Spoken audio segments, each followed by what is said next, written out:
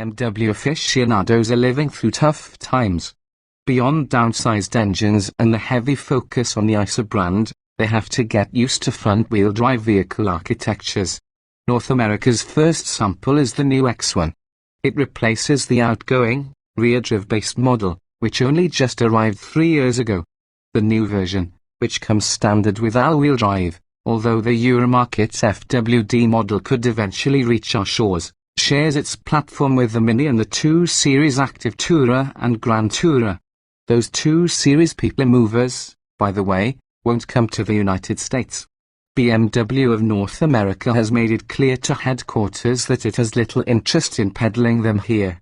The X1, however, is an important model for BMW in America.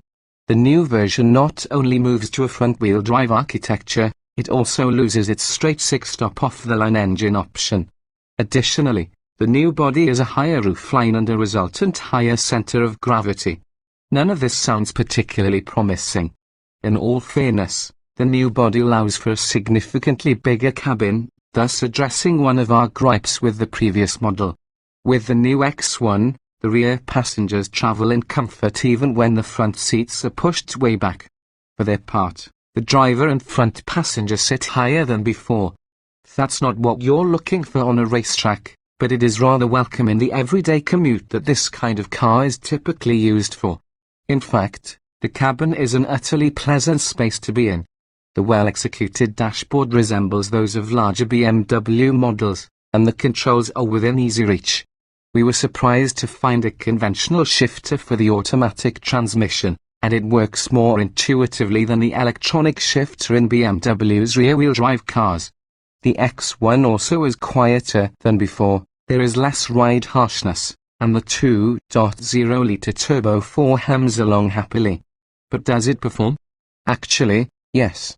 Paired with an 8-speed automatic, the 228-horsepower engine whips the X1 to 60 miles per hour in just over 6 seconds, BMW says, and the throttle responds with alacrity.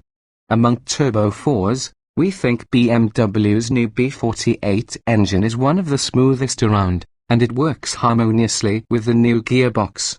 As usual, you can select driving modes, although, tellingly, there is no Sport Plus on this BMW.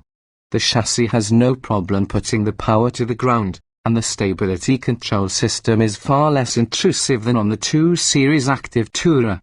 The X1 copes well with a double whammy of the higher center of gravity and front-wheel drive-based chassis.